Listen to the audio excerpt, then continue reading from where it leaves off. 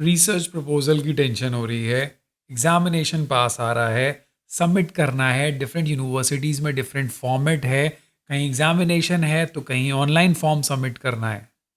But हमारा research proposal ideal है कि नहीं, फॉर्मेट पे है कि नहीं, और is that the right research proposal through which I am going to appear for this final interview. So today we're going to discuss about the ideal research proposal, about the format, along with a sample research proposal which will help you to clear the examination either through the entrance or through the interview or through the presentation. So stay tuned, don't skip the video, please subscribe the channel so that you will not miss any information. So let's get started.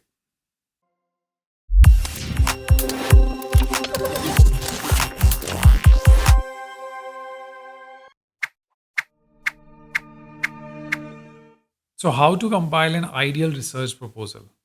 This always revolve around our mind that either our research proposal which is ready is ideal or not. हम वहाँ तक सोच पाए, या just we have just formulated that proposal just as a file and now we assume like this is an ideal research proposal. So we'll discuss each point which you have to think once you are planning your research proposal. That is very important. Each and every step need to be clear in your mind once you are going to start your research proposal. So today's discussion will start from the basic introduction of the step-by-step, the step-by-step subheadings of the research proposal. What is research proposal? What are the content of the research proposal? And I will give you a sample research proposal with a solid example and methodology in each and everything. Fine.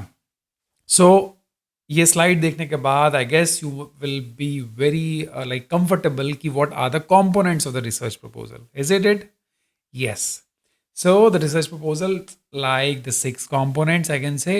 सबसे पहला हो गया introduction, फिर आ जाता है problem statement, then comes the literature review, then sometimes the aims objective और research question and sometimes the proposed objective. नाम चेंज होता है, काम वही है सारी हेडिंग्स का. Then it comes to the methodology and the source of data. कुछ नया दिखा ना, कुछ लोग सिर्फ मेथोडोलॉजी भी लिखते हैं. Now the next is the ethical consideration, implication, justification and relevance of the study. है ना, होता है ना. कुछ लोग इसको लिख देते हैं फ्यूचर प्रॉस्पेक्ट, स्टडी आउटकम्स, इस तरीके से. But the things are almost the same. अभी आप ध्यान से सुनना, कोई भी चीज़ स्किप मत करना. At the end you will be able to जज योर प्रपोजल अगर ड्राफ्ट कर चुके हो तो. और अगर नहीं किया है सो आप लोग इतने सारे रिक्वेस्ट भेज रहे हो, it is very difficult to sort out. Membership पे मेंबरशिप है, रिक्वेस्ट पे रिक्वेस्ट है, ये प्रपोजल वो proposal. See, give some time. I can promise each and every proposal must be unique from my side, but you have to be patient. Okay, so give your time. खुद बनाने की कोशिश करो. I insist कि आप सब लोग बनाओ, मैं 5 मिनट में रिव्यू कर दूंगा. बट इफ़ यू वांट, जो जैसे मेंबरशिप आ रही है उसके बाद आप लोग वर्क असाइन कर रहे हो, डिस्कस कर रहे हो, so it will take some time. Fine, चलो. So first of all, we'll discuss each heading, the only the main points. Bore नहीं करूंगा, जस्ट जो मेन पॉइंट्स हैं उसको अंडरस्टैंड करो, because you need to understand the proposal, because ultimately you have to face the interview. और कोई नहीं face करने वाला. आपके सीनियर्स ने बना दिया, वो भी नहीं फेस करेंगे. करेक्ट. मैंने आपको अगर कुछ आइडिया दिया है, प्रपोजल दिया है, I'll not going to face the interview. You have to face the interview. So please be clear about these points. So the very first point is developing a clear research question. अगर आपके दिमाग में एक clear research question नहीं है, then it is very difficult जो आपने proposal बनाया आप उसको समझ पाओ. यू नीड टू अंडरस्टैंड कि क्यों बनाया है, वो रिसर्च क्वेश्चन का मतलब क्या है, वो क्यों आया. That is very important. कुछ भी आ गया, अरे बहुत अच्छा रिसर्च प्रपोजल है, मैं तो यही फाइनल करूंगा यार, देखने में बहुत अच्छा लग रहा है, बट आपको पता ही नहीं है कि उसका रिसर्च क्वेश्चन क्या है. How you have formulated a focused और relevant research question is very important. Significant of the research question in the context of your field, आपके जो फील्ड से ये रेलिवेंट है और वो क्यों कर रहे हो ये जानना बहुत ज़्यादा ज़रूरी है. सो आप लोग के जितने लोग के भी प्रपोजल बने हैं, अपने आप से पूछो that what is the clear research question, why this proposal has been focused and formulated. Correct. ये चीज़ अपने आप से आंसर करो, क्वेश्चन पूछो, आंख बंद करके सोचो और उसका आंसर मिल जाएगा. Then only you will go to the final interview. Now building a solid literature review. आप लोगों ने तो लिटरेचर रिव्यू करा नहीं, जस्ट लिख दिया, that's all. It is very wrong concept. अगर आप किसी भी टॉपिक पे काम कर रहे हो, so it is very important to you must have a solid, I am not saying the literature review, I am saying a solid literature review. अब जिन लोगों को लिटरेचर रिव्यू करना नहीं आता है वो लोग नीचे टेक्स्ट करो, हम लोग अपनी जो पर्सनल क्लास लेते हैं उसमें ले लेंगे या फिर कॉमनली डिस्कस कर लेंगे, because this is very important. अगर आपको लिटरेचर रिव्यू करना नहीं आता है और आपका सिलेक्शन भी हो जाता है because of the good proposal, then also you are failed. आप पास नहीं हुए, उस इंटरव्यू में फेल हो चुके हो, बिकॉज आपका पीएचडी में रजिस्ट्रेशन हो चुका है. This is the very biggest culprit in front of you. Registration ले लिया, लिटरेचर रिव्यू करना नहीं आता, आप कुछ नहीं कर पाओगे. So please be careful, literature review करना सीखो, बिकॉज बहुत इंपॉर्टेंस होता है उस लिटरेचर रिव्यू का, because you are going to plan a research proposal without getting any knowledge about the literature. It is all waste. So you have to demonstrate your understanding of the existing data, and on the basis of this data you are formulating some questions, you are formulating the objectives, you are formulating some hypothesis. So this is very important. So दिमाग में सोचो, जो भी point बोल रहा हूं उसको सोचो. Is that perfect? This is the second point. Move on to the next. Methodology, planning and justification. Because once you have a solid literature review, अब तुमको उस literature के basis पे you have to design your methodology. You have to choose the right research method. For example, आपको 5 method मिल जाते हैं. आप देखोगे यार ये पांचों मेथड्स तो बहुत अच्छे हैं, मैं सब डाल देता हूँ प्रपोजल में. No, this is not the way. You have to only choose the right method. यार 5 तुमने टेक्निक्स डाल दी और पांचों के आपने रिएजेंट्स किट मंगवा ली और एग्जीक्यूट कर दिए. At the end you will get to know, या जो तो वो 3 किए थे ना और वो जो लास्ट का 4th किया, उन तीनों का कंक्लूजन और उस 4th मेथड का कंक्लूजन सेम आ रहा है. तो वो 3 मैंने क्यों किए? It is just the waste of money, because you have not chosen the right research method. So अपने प्रपोजल में exact right research method with justification is very important. तो अब आप अपना रिसर्च प्रपोजल जाके चेक करो और मुझे ये बताओ योर मेथोडोलॉजी इज परफेक्ट और स्टिल यू आर कंफ्यूज कि इज इट राइट और रॉन्ग. फाइन, चलो move on to the next. Anticipating and addressing questions. You have to question yourself that you are preparing for the potential interview questions on the basis of the research proposal. So क्या strategy है responding, आप confidently respond कर पा रहे हो उन questions को based on your proposal is very important. देखो जब proposal सामने होगा ना तो आपके दिमाग में अपने आप ही question उठने लगते हैं. But 90% आप लोगों में से लोग क्या करेंगे, जब proposal देखोगे ना तो खुश हो जाओगे, अपने से कुछ भी नहीं पूछोगे, सिर्फ इतना पूछोगे इंटरव्यू में कुछ गड़बड़ तो नहीं होगी. This is very wrong. Her line पे आपके दिमाग में एक क्वेश्चन आना चाहिए, उसका आंसर आना चाहिए.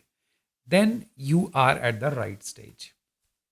चलो, ये तो हुए बेसिक पॉइंट जो आपके दिमाग में होने चाहिए. Now some formats.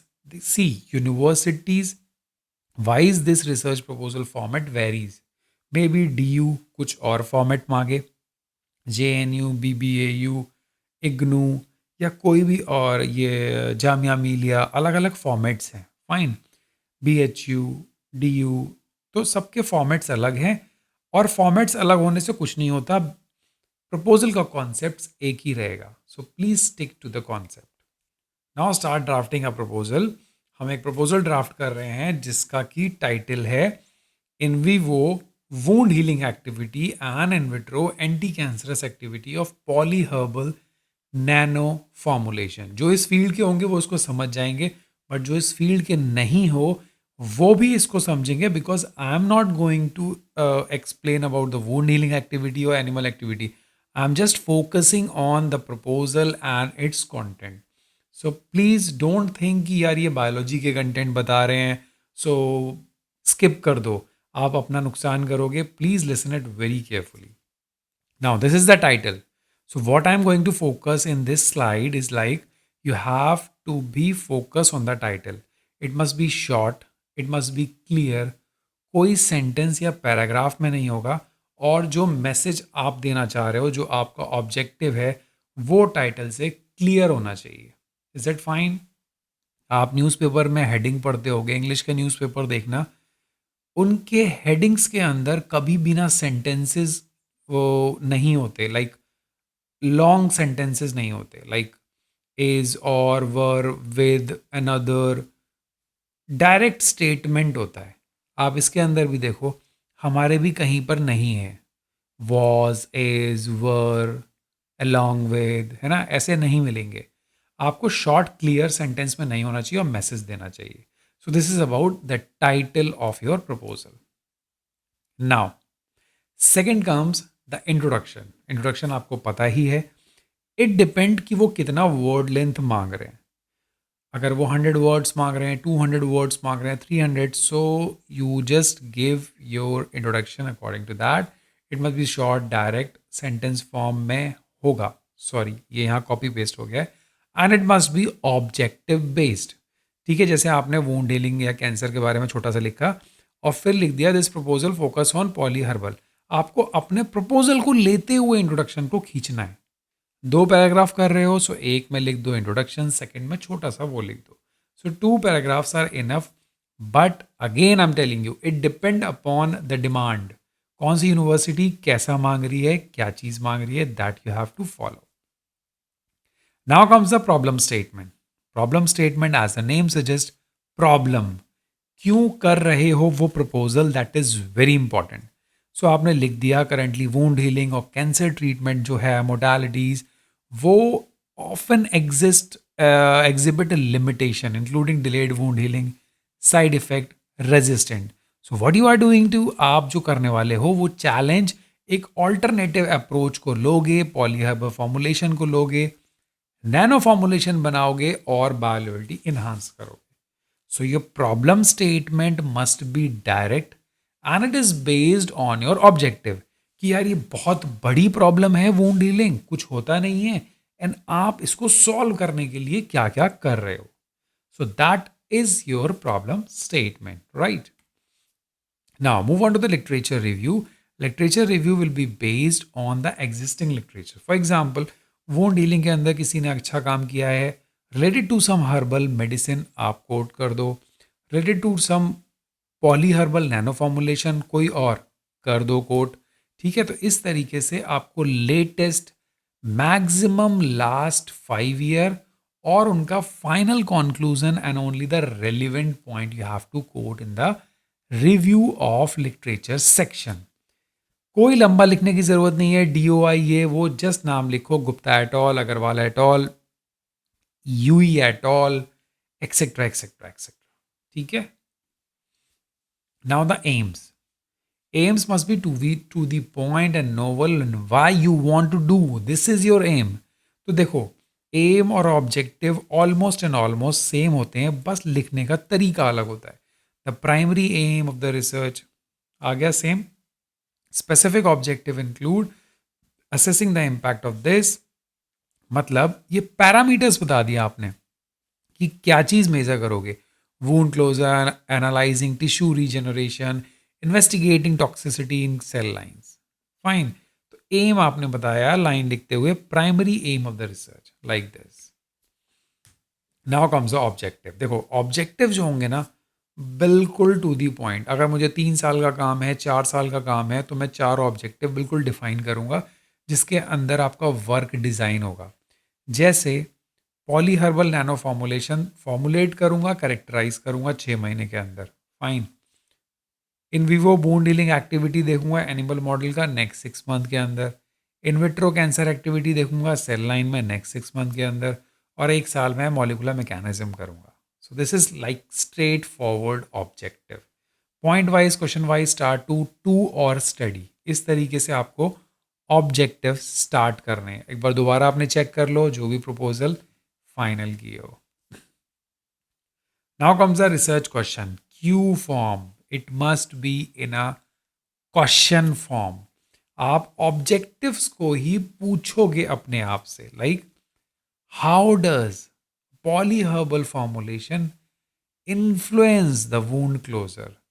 आप क्या करने वाले हो, जो चीज करने वाले हो वही चीज पूछ लो। That is the research question.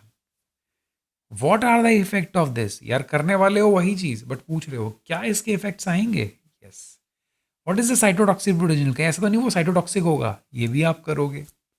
What molecular mechanism, आपने पीछे लिखा था to elucidate molecular mechanism. Now you are writing what molecular mechanism are involve. This is how you have to deal with the research questions. Now methodology and source of data. काफ़ी लोग परेशान होंगे ये source of data क्या है, तो मैं आपको क्लियर कर देता हूँ। सोर्स ऑफ डेटा, आप डेटा कहाँ से जनरेट करोगे, कौन से मेथड से जनरेट करोगे, आपका सोर्स क्या होगा, this is very important. Cancerous activity होगी एमटीटीएस से करोगे, वूंड हीलिंग करोगे सेल से करोगे, एमटीटीएस से या फॉर्मुलेशन और करेक्टराइजेशन करोगे, सो वो आपको डेटा देगा। So these are the method and these are the source of data. Confuse मत होना, सोर्स ऑफ डेटा और मेथोडोलॉजी सेक्शन एक ही होता है। Fine, it is the method, is the latest technique and it mention all the essay which are relevant to your profile. Now, ethical consideration, implication, justification means if you are working on animals, then you have to take animal ethical committee की permission होनी चाहिए। If you are dealing with the humans, clinical sample है तो animal clinical ethical committee meeting होगी, उसमें आपका proposal submit होगा। आप इन विट्रो सेल लाइन कर रहे हो, कोई इथिकल की ज़रूरत नहीं है। किसी से कंसेंट ले रहे हो तो भी ज़रूरत है। So that all depend upon the justification, relevance और इथिकल कंसिडरेशन चाहिए कि नहीं। So it all depend on the type of study. अगर नहीं है तो सिंपल मना कर दो, जस्टिफिकेशन लिखो, रेलिवेंस ऑफ द स्टडी ज़रूर लिखो। रेलिवेंस मीन्स क्या है आपके स्टडी का इम्पोर्टेंस, ठीक है। Now, overall, I can conclude that your idea must be novel for research and PhD. ऐसा नहीं है कि सिर्फ और सिर्फ इंटरव्यू के लिए, हमेशा पूरी की पूरी स्टडीज के लिए your idea must be novel. Second is that your proposal must be novel. Proposal ये पहला है, इसके बाद जो PhD की थी सिनॉप्सिस बनेगी दैट मस्ट बी यूनिक, जिस पे आप काम करेंगे, जिस पे आप वर्क कर रहे हो, आइडिया दोगे। And the third, your strong command towards the proposal and your strong communication. कहीं पे भी लाइक अगर PhD में एंटर नहीं करे हो तो इंटरव्यू में, कर चुके हो तो गाइड के सामने, डिपार्टमेंट के सामने प्रेजेंटेशन दोगे, ख़त्म कर चुके हो तो जॉब के लिए प्रेजेंटेशन दोगे, वो भी कर चुके हो, जॉब कर रहे हो, then you have to present towards your client. So your communication, your command is very important. So this is all about. Thank you so much for watching this video, for the comment, for your love and support. All the very best to you. ये सारी चीज़ें आपको पता है, कुछ भी doubt होगा तो please let me know. Don't forget to subscribe the channel and hit the like button. All the very best for your future endeavor. Bye bye. मिलते हैं नेक्स्ट वीडियो में. Take care.